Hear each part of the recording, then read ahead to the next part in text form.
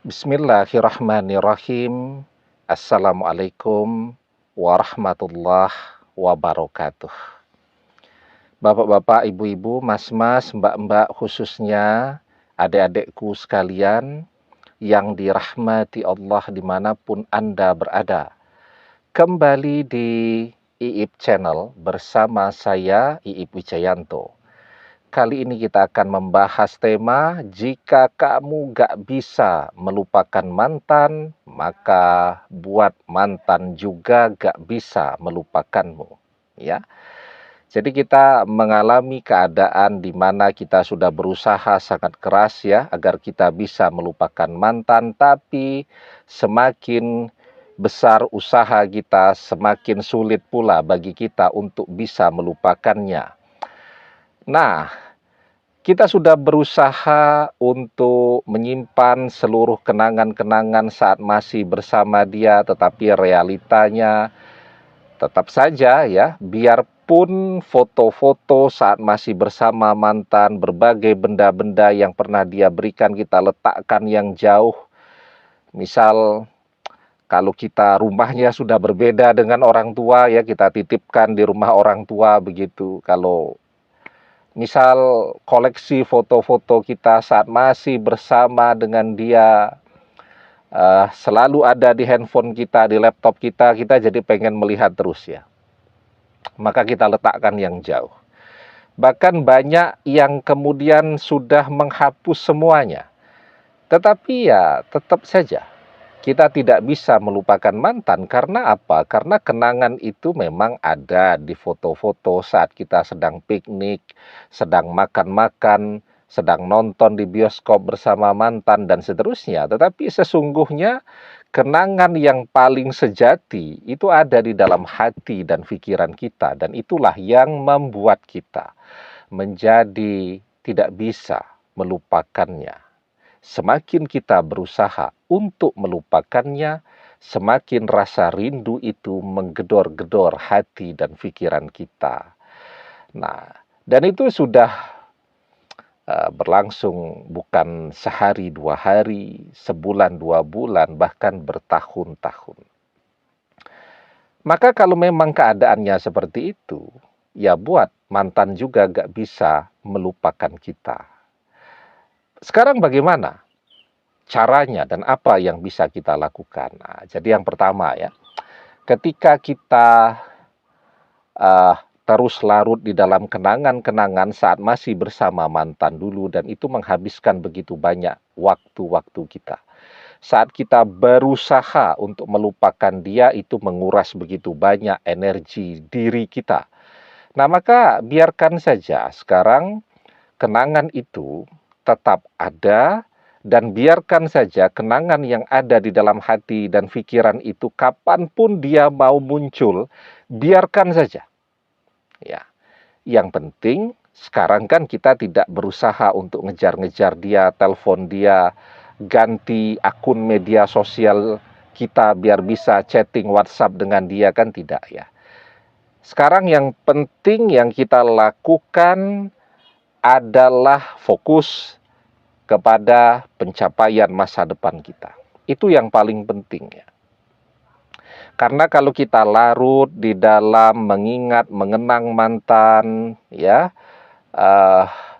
terus memanggil kenangan-kenangan kita bersama dengan mantan, itu akan membuat mantan semakin cepat melupakan kita. Karena waktu terus bertambah, kita semakin menua, dan kalau kita tidak menjadi seseorang yang manfaat, kita akan dilupakan oleh semua orang. Begitu ya, termasuk juga mantan. Nah, karena itu, agar orang tidak bisa melupakan kita, apa yang bisa kita lakukan ya? Kita menjadi seseorang yang betul-betul bisa menebarkan manfaat kepada banyak orang ya. Nah, kita gali nih apa yang menjadi skill kita yang orang lain tidak punya, yang kemudian kalau kita presentasikan di media sosial kita, itu akan membuat semua orang merasakan manfaat dari ilmu dan skill kita tadi. Itu yang harus kita lakukan sekarang. Nah, seiring semakin kita bermanfaat, ya, artinya jangankan orang-orang yang pernah kenal dengan kita, orang-orang yang baru pun pengen mengenal dan mendapatkan manfaat lebih banyak dari diri kita. Nah, itu yang pertama tuh yang harus kita lakukan. Jadi jangan biarkan kita tenggelam dan menghilang begitu saja dari ingatan semua orang. Tetapi kalau kita terus berkarya, kita terus bermanfaat, maka semua orang yang pernah mengenal kita akan terus mengingat kita.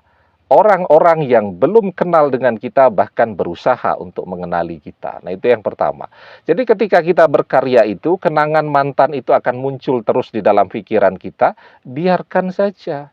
Tidak apa-apa. Kita berkarya sambil kadang-kadang teringat dia, melewati rumahnya, teringat dia, dan seterusnya. Biarkan saja kenangan itu hadir kapanpun dia mau hadir di dalam hati dan pikiran kita. Tetapi sekarang kita punya tujuan hidup untuk meraih cita-cita kita, menjadikan diri kita sebagai seseorang yang bermanfaat, ya. Itu yang pertama. Kemudian yang kedua, bagaimana mantan bisa melupakan kita jika kita selalu memanggil, menyebut nama dia di dalam doa-doa kita? Bagaimana dia bisa melupakan? Karena ketika kita menyebut nama dia di dalam doa kita, hatinya akan bergetar. Pikirannya akan terkoneksi dengan pikiran kita. Ya. Jadi kita sudah sangat seringlah membahas itu ya, penelitian Profesor Dick Tatum dari University of Sheffield, bahwa ketika orang memikirkan, maka dia akan memancarkan sinyal kefikiran orang yang dia pikirkan, yang membuat pikiran dia menjadi terkoneksi, terhubung. Kalau kita berdoa, kita menyebut nama mantan, nah itu berbeda tuh dengan kenangan-kenangan yang tipis-tipis yang muncul di dalam benak kita. Tetapi saat kita berdoa itu kita fokus, energinya besar, sehingga sinyalnya akan besar sampai kepada mantan, dan itu akan membuat mantan juga selalu teringat kepada kita. Yang kedua, berdoa, sebut nama mantan di dalam doa-doa kita, ya. Nah, kemudian yang ketiga, yang jangan pernah dilupakan nih. Ini sering nih kita lupa. Kita berdoa, tetapi kita lupa membaca sholawat, ya.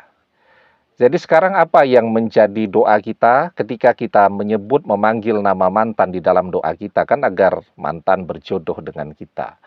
Kita sering kali mengeluh kenapa doa belum terkabul, ya.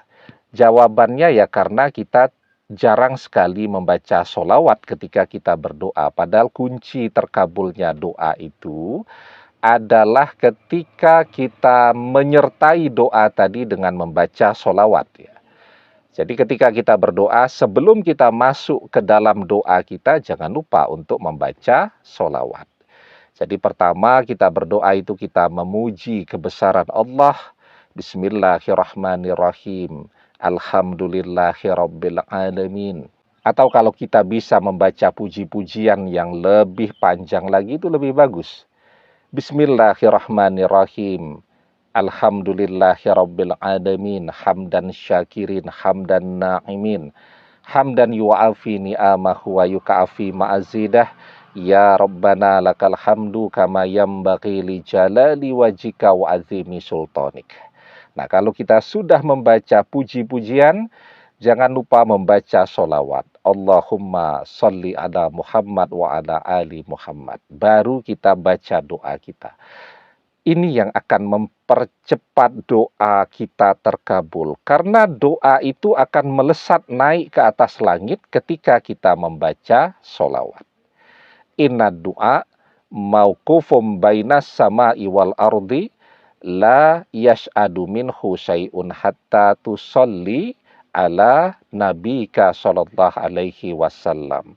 Sesungguhnya doa itu diam di antara langit dan bumi, tidak naik ke atas hingga engkau membaca sholawat kepada Nabi sallallahu alaihi wasallam. Demikian semoga bermanfaat. Wallahu a'lam bissawab, billahi taufik wal hidayah. Assalamualaikum warahmatullahi wabarakatuh.